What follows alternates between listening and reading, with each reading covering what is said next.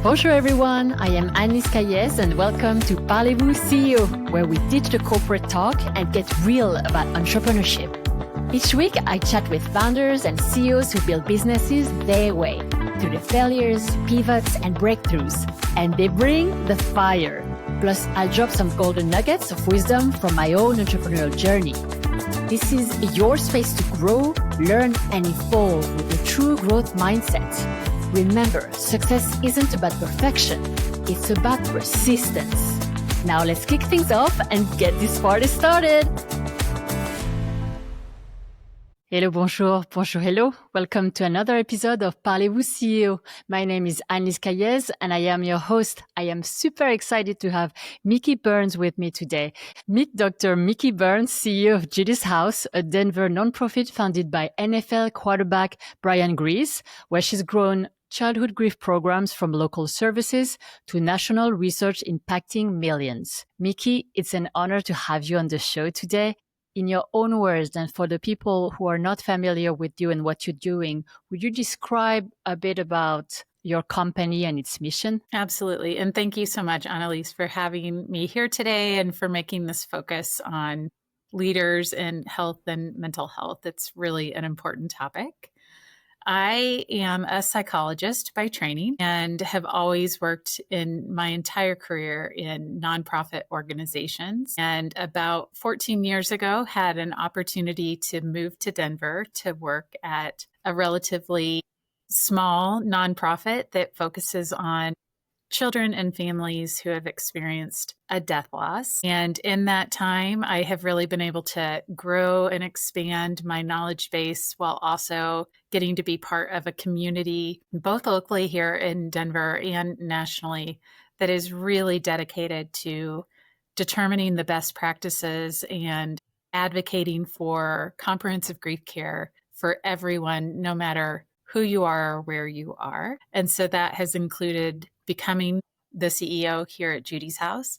I'm also on faculty at the University of Colorado School of Medicine in the Family Medicine Department. And I'm currently the Vice President of the Board of Directors for the National Alliance for Children's Grief. So lots of opportunities to interact with bereaved families, but also with professionals and other individuals who are treating and serving children and families who are grieving every day. Amazing. Thank you so much for sharing, Micki. So my first question is, what is it that you love about your job and your career? So much. I could probably talk to you for an hour just about the things that I love and appreciate. But first and foremost, above all things, our mission is to help children and families grieving a death loss find connection and healing. And in my role at Judy's House, I very much get to be present and experience that mission with our staff, with our volunteers, and with our clients. When I get to sit with a kiddo who has felt isolated and alone, like they're the only person in the world who has been through the type of loss they have had, and see them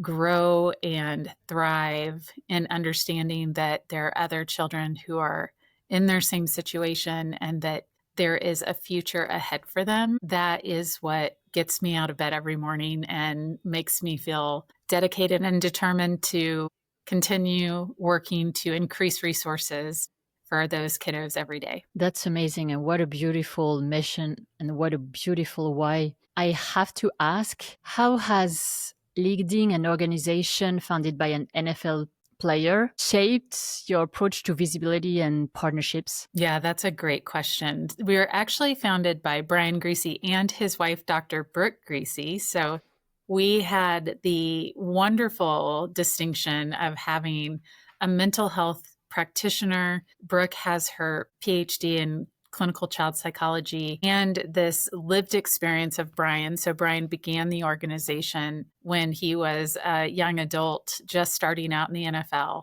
but in large part because of his own experience of losing his mom, Judy, when he was 12 years old and feeling like that kiddo who was all alone in the world and no one could understand what he was going through. So when he met up with Brooke in his rookie season as a Denver Bronco, it really was a match that made Judy's House possible in every way, shape, and form. So getting to have Brooke, who had all of this expertise in grief, loss, and trauma, And Brian, who had this lived experience and this platform to be able to go forth and talk about how much the loss of his mom and the support and the lack of support that he received shaped him throughout his adolescence and into his early adulthood. And now, as a middle-aged individual who continues to advocate and support this mission every day, it really launched our organization into a level of promotion and fundraising and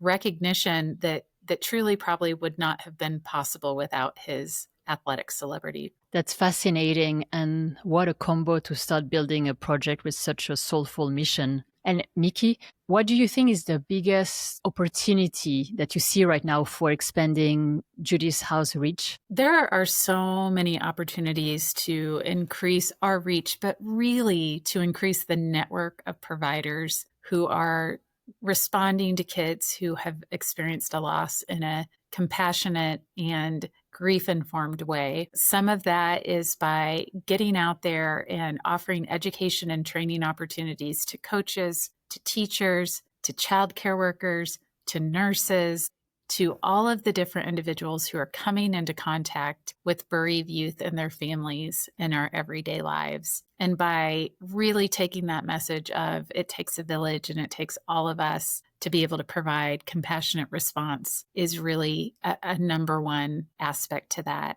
I think second is continuing the evaluation and research that we do here at Judy's house and that many others do across the country in the US here to understand what makes a difference.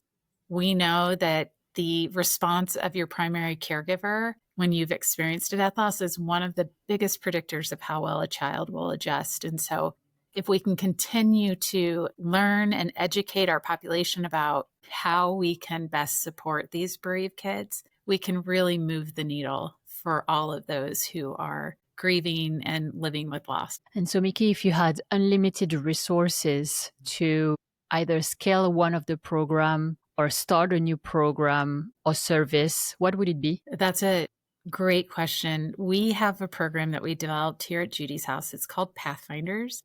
And it's a 10-session program, but it can be applied in many different types of settings and modalities. So it's a therapeutic intervention for bereaved children and families that you can do individual therapy or play therapy. It can be family therapy, couples therapy, group therapy, many different ways that we can approach providing this program. Right now here at Judy's house, we are just about to complete data collection and a randomized control trial where we're looking at the effectiveness of the program and really wanting to understand what works and what doesn't so that we can revise that program and then share it out. First, we're going to start here in Denver, and we'll be going to local schools and other childcare organizations and supporting those professionals and being able to deliver the program in their settings. From there, we'll go throughout the Rocky Mountain region here and share the Pathfinders program to our communities, both rural and urban, here in Colorado.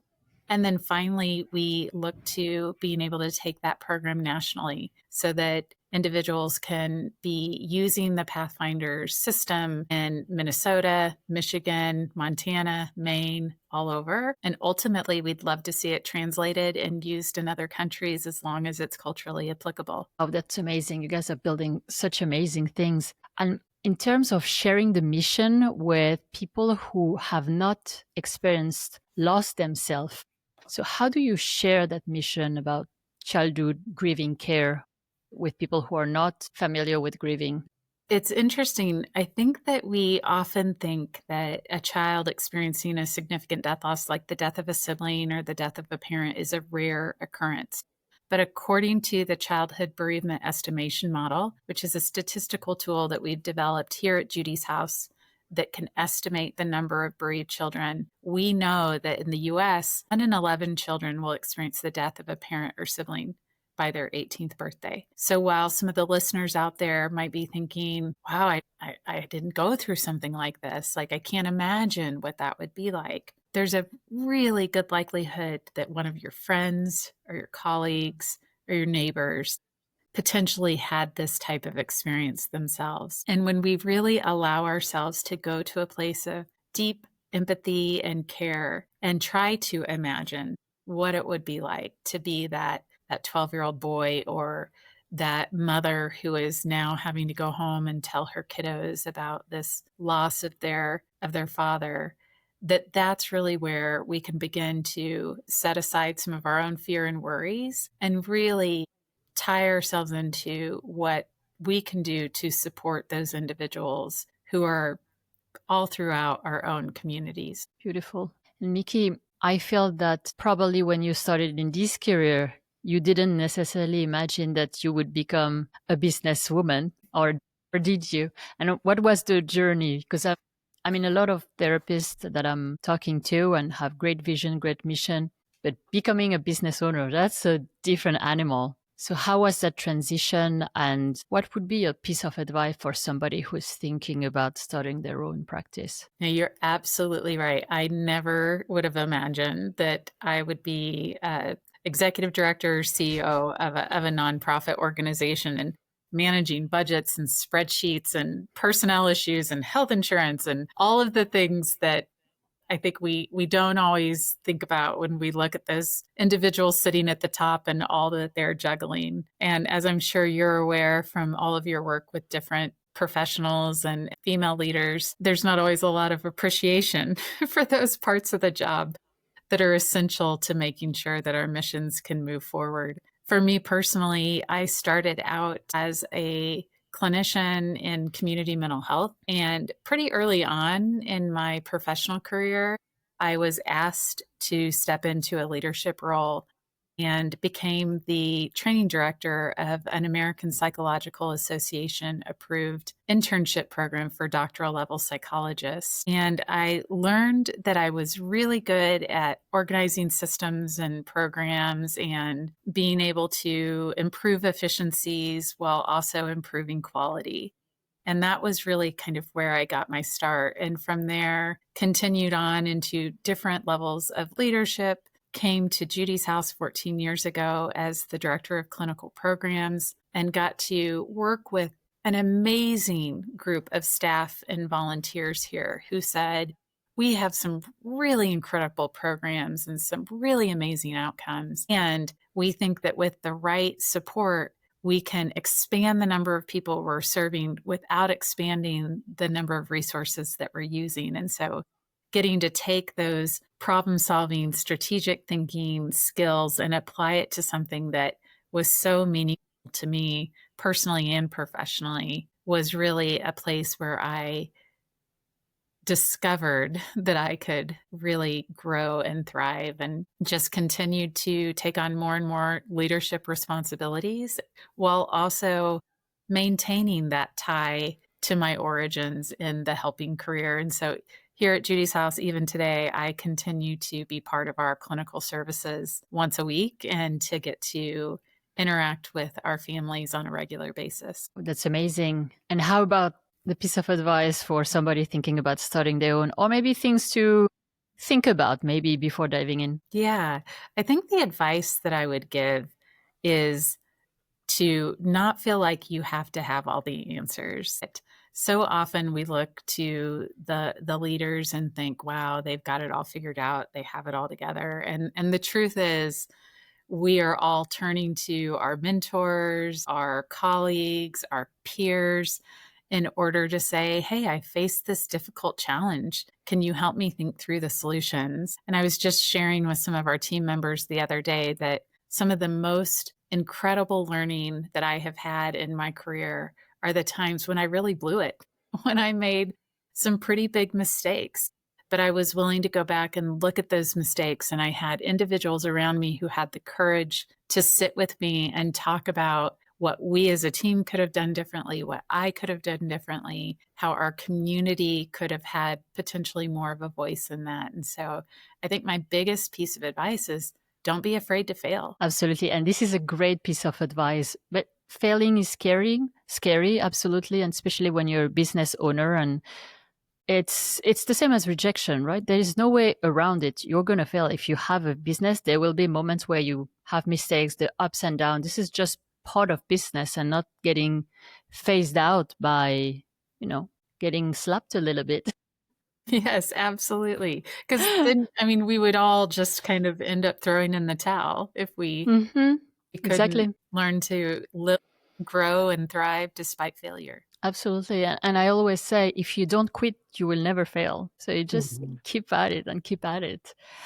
Do you feel, Micki, that you see transformation, the transformation that you're witnessing in grieving family and the way you help them, is that what keeps you passionate about still doing the work, still showing up, still growing the business? Yeah, I was just talking with a client the other day who came through our services about 5 years ago after the loss of their spouse. And she was telling me about the ways that she continues to refer back to learnings and experiences that they had while they were at Judy's house. And I think the beauty of the work that we do is that we aren't the reason why families learn to cope and find aspects of healing. We just get to walk alongside them as they discover healthy ways of managing their grief reactions, and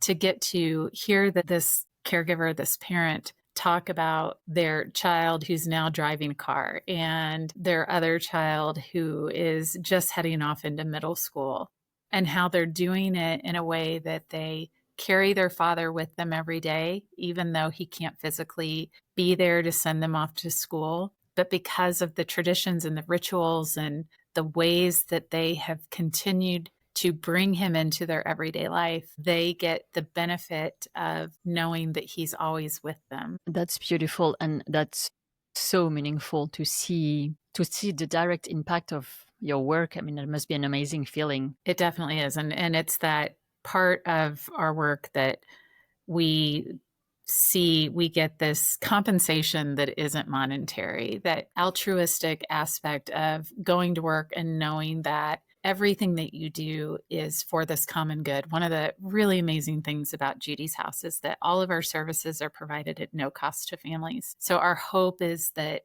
regardless of your ability to pay through health insurance, or to be able to pay out of pocket, or to be able to access our services, we're able to provide transportation. We go into area schools to provide services there, that we really can realize our vision that no child should have to grieve alone. Beautiful. And Micki, working in that line of business, in that industry, I'm sure must be really delicate also with your own mental health. So how do you keep sane?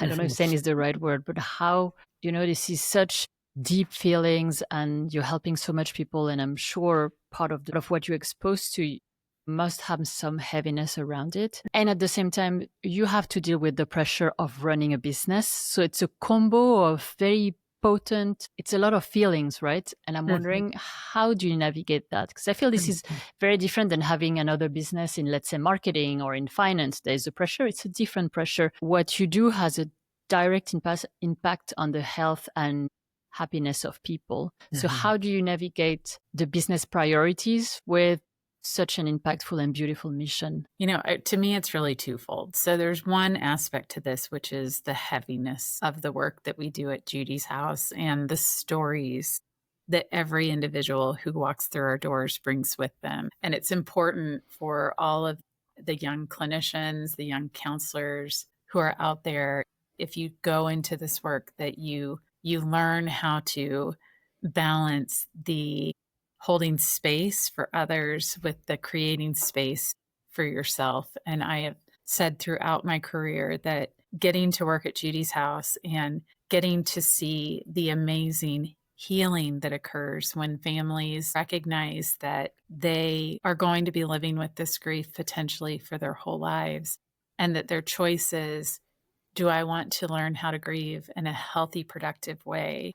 And if they make that choice, getting to see them progress in a positive, healthy developmental trajectory is, again, it's a it's a benefit that's beyond any pay raise or any bonus that you can get. And so that piece of making sure that you're taking care of yourself so that you have the capacity to show up for clients and be there for them is one part. And then I think the other part of your question is about the business elements and the fundraising and the revenue and the staffing and how do you create a positive, healthy culture in the workplace. And that is where I feel it's really about leaning into and relying on all of the experts and the expertise that is all around us. At Judy's House, we're a nonprofit organization. We have a nonprofit volunteer board. And so going to my board of directors and saying, here's this most recent challenge that we're facing.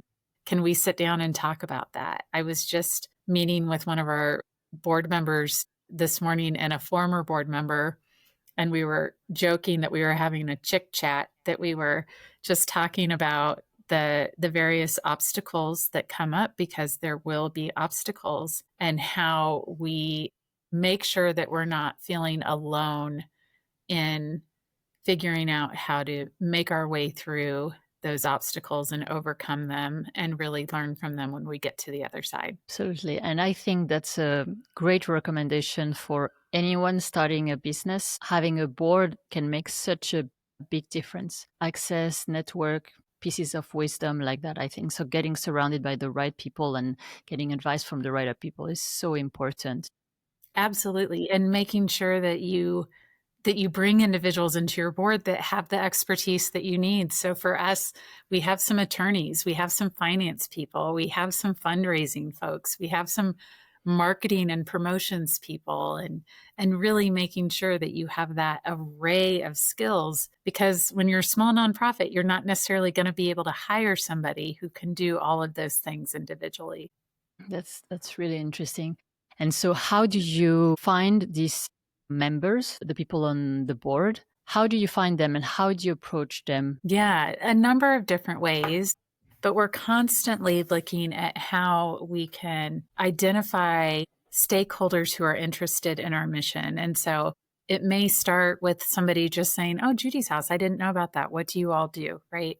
And from there, we're bringing them into the mission. We're letting them know about the work. We're letting them know about the impact. And we're introducing them to opportunities to engage. That might be something as small as coming and helping us weed the garden one day, or it might be something as large as becoming part of our annual fundraiser committee and helping us to put together an event that raises $1 million in one afternoon and helps to highlight the importance of our work. And so slowly over time, as you meet these different stakeholders, you bring them into the fold, you allow them opportunities to engage around the mission, you really start to see those individuals who want to make that deeper connection by becoming a part of the board. So that's one way that we identify them. The other, when we have real specialized expertise that we need, like healthcare revenue models, we might go to our community, we might go to our board and say, we've really identified this skill deficit that we have in the board, and we're wondering if you know individuals in the community who would be interested in supporting us with that.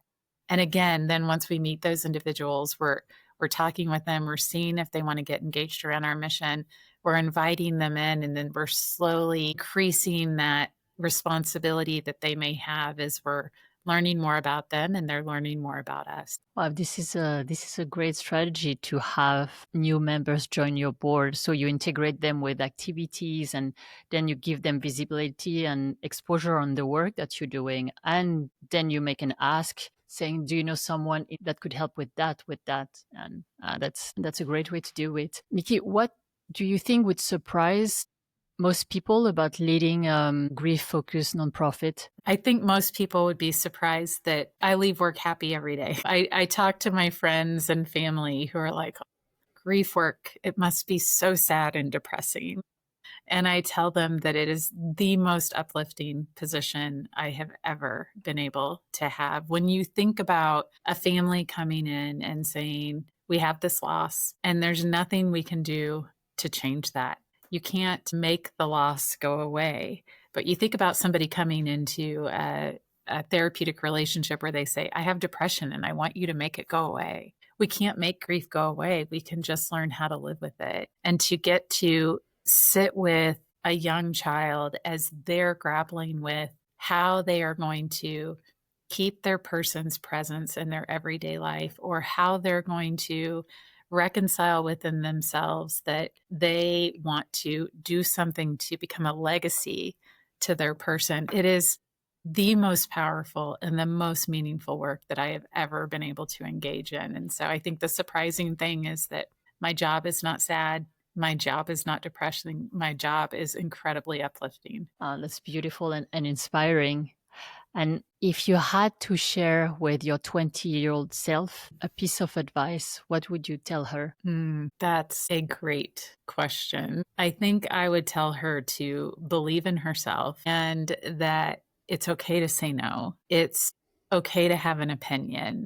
I really went through a pretty big transformation about midway through my career, where I went from being a pretty timid and shy and quiet individual to somebody who had an opportunity to take on leadership and really be recognized as someone whose voice mattered. And so I think I would tell that 20-year-old, your voice matters. That's amazing.